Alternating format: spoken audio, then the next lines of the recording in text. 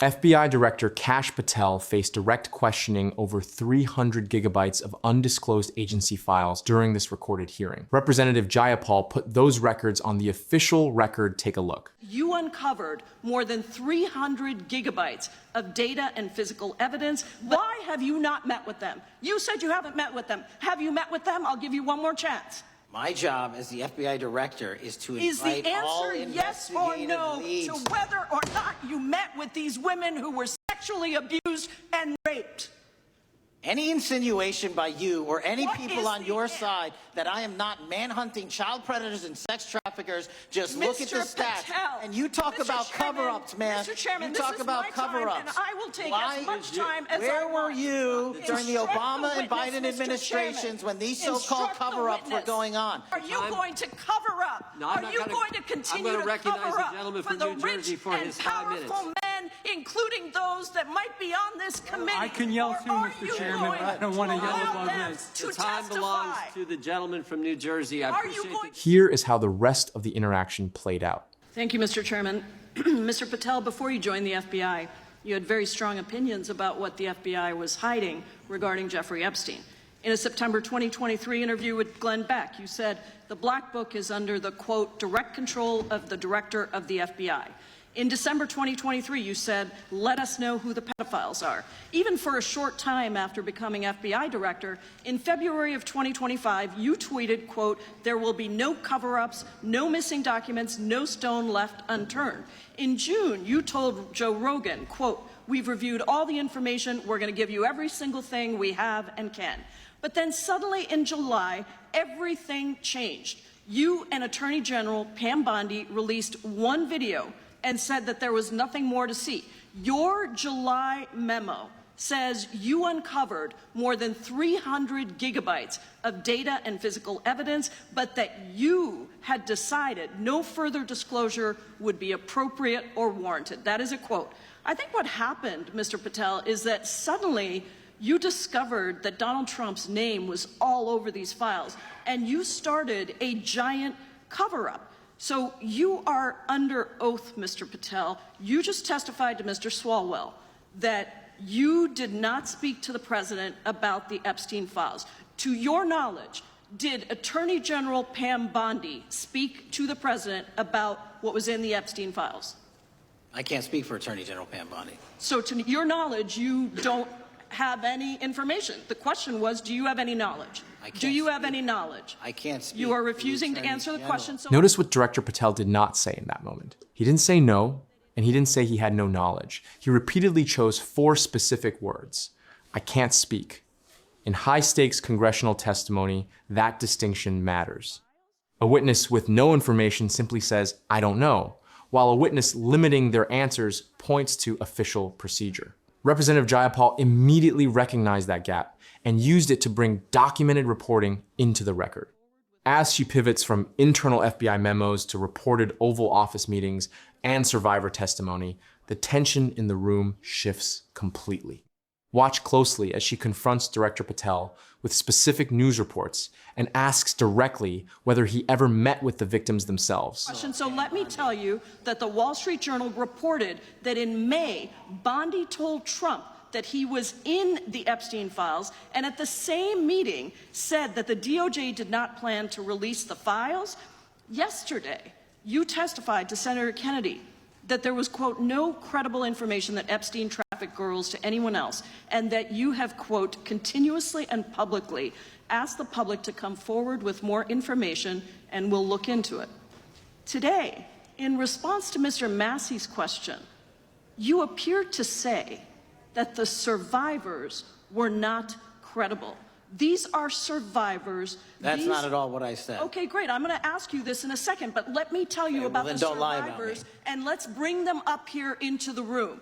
These are women who came to the Hill and testified that they were groomed and raped at the age of 14 and 16 years old, and they called to meet with the president and to meet with the FBI and to have people investigate their claims. Some of them have never testified before. If you are so interested in getting the public to submit any information, why have you not met with them? You said you haven't met with them. Have you met with them? I'll give you one more chance. My job as the FBI director is to invite all Is the answer yes or investigative no leads. to whether or not you met with these women who were sexually abused and raped? Any insinuation by you or any What people is on the your if? side that I am not manhunting child predators and sex traffickers, just look at the Mr. stats. Patel. And you talk Patel interrupted with, "Don't lie about me," before Representative Jayapal could finish her sentence. Most viewers focused on the interruption, but it was actually a preemptive strike to discredit her framing before she completed it. Then came the pivot. When asked directly about meeting with sensitive case witnesses, Patel invoked his law enforcement statistics. That move shifted the focus from a specific, answerable question to a general defense of his career. Pursuing criminal leads and personally meeting with witnesses who came to Capitol Hill are two entirely separate things. Pay close attention as Jayapal corners him on whether those victims are credible in this next unedited clip. and you talk Mr. about Chairman, cover-ups, man. Mr. Chairman, you this talk is about my time, cover-ups. and I will take as much time as I Where were want. you during the Instruct Obama the and witness, Biden Mr. administrations Chairman. when these so-called Instruct the cover-ups were witness. going on? Mr. Why didn't Chairman. anyone in those administrations talk to any of these Mr. purported Chairman. witnesses? Let's I get have some regular order, Mr. every Chairman. single person to provide credible information. Time belongs to the gentlelady from Washington. And I'm but gonna when you- take When another you couple accuse of the minutes. witness of something, he's allowed to respond. That's how it works. You say Listen, he something, didn't even, say the- excuse he's me, allowed to Mr. Chairman, you have respond. always been fair. But this is I'm not being fair. fair, and you will get No, your- this you will is get your my time. time, and he You will give the said gentlelady that and the a few witnesses additional were not credible. seconds of time. I'm going to get an additional minute of time because that's how much time You he won't get a took. minute. You'll get some seconds. What we think is under 5 minutes. You don't get to demand how Mr. much time you Patel. get. That's not how it works. Mr. Patel, are the victims of the Jeffrey Epstein horrific trafficking ring, are they credible? Any person with information about ongoing sexual trafficking. I'm asking you if they're credible. Ma'am, I'm Are commenting they on the credible? evidence we have. But And we have routinely asked for people to come forward with more evidence, and we will look at it. And the evidence that we have was the same evidence that the Biden and Patel. Obama Justice Departments Mr. had. Patel. And Pay close attention to what Patel said when asked about the Obama and Biden administrations. He called the survivors purported witnesses, not alleged victims, not women with claims. Purported witnesses. That specific word choice carries significant legal weight. In legal and investigative language, calling someone a purported witness is a way of casting doubt on their standing without directly saying you disbelieve them. It is precise, distancing language, and it did not slip out by accident from a man who spent years in federal law enforcement. Then, when Jayapal pressed him directly, "Are the victims credible?" he answered by describing what evidence the FBI currently holds. Those are not the same question. Credibility is about the person. Evidence is about documents and records. Patel consistently refused to say, yes, these women are credible, full stop. Every answer he gave redirected to process, to prior administrations, to his open-door invitation for new information. Not once did he say the word yes. Here is what that silence actually costs. Witnesses and survivors in sensitive cases routinely face credibility challenges in this kind of institutional setting.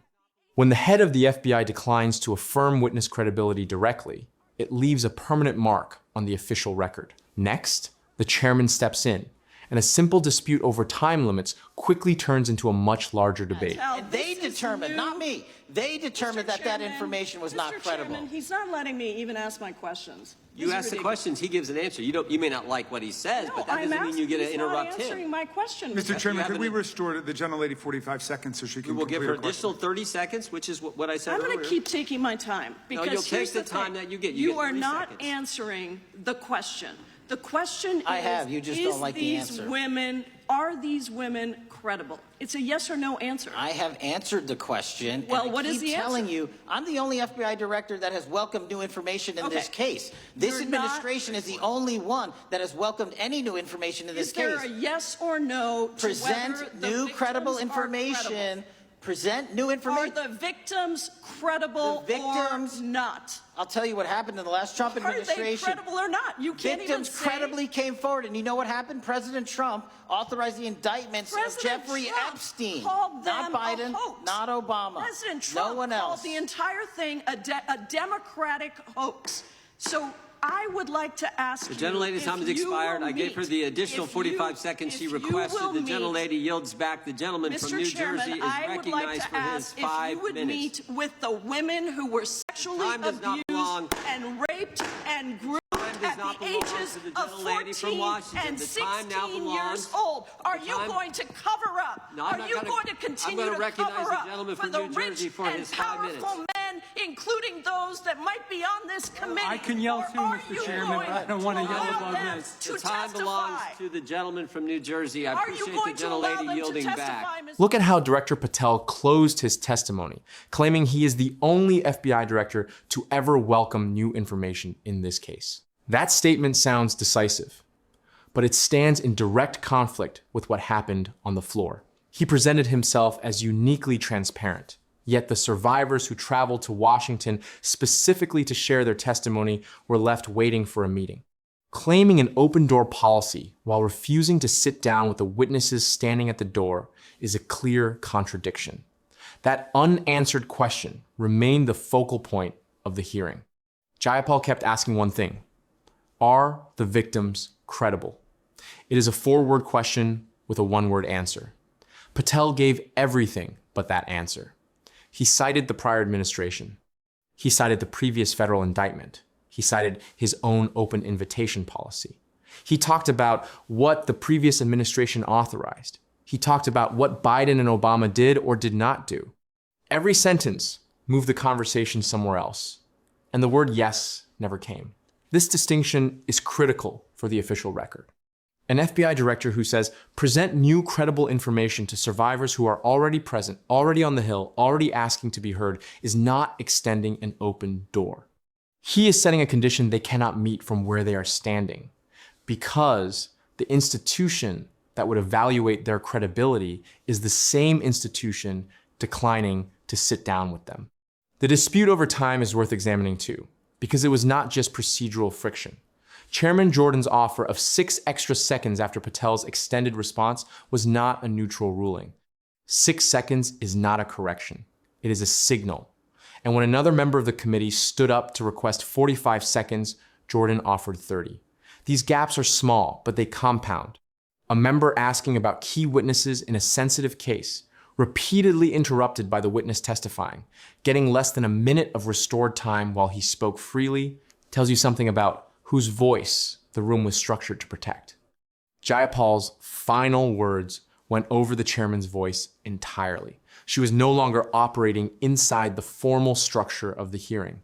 She spoke directly to Patel, directly to the gallery, directly over procedure. Are you going to cover up for the rich and powerful men, including those that might be on this committee? That direct accusation was made on the record in front of the entire committee. She named the committee itself. Not a political party, not an administration, the committee, the people in that room.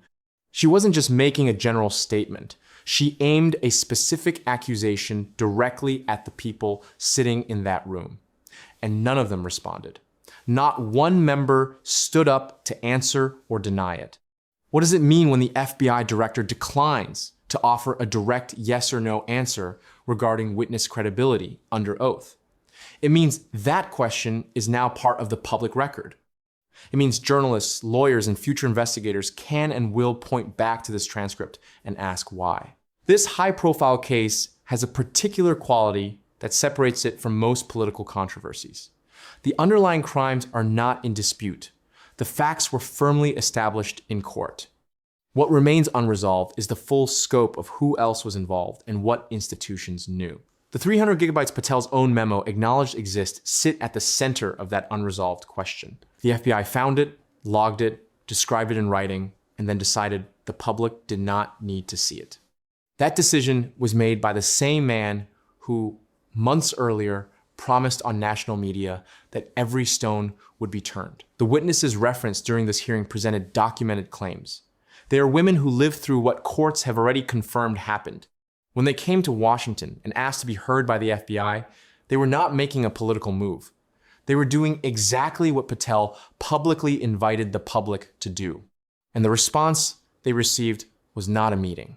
It was an open invitation policy that apparently does not extend to people who walk through the door. This congressional inquiry remains an open matter. The hearing produced no new documents, no new disclosures, no commitment to meet with survivors.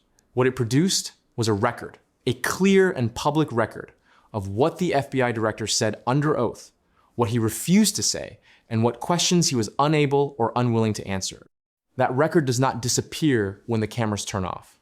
When a congressional hearing closes without clear answers on sealed government records, the final judgment moves from Capitol Hill to the public.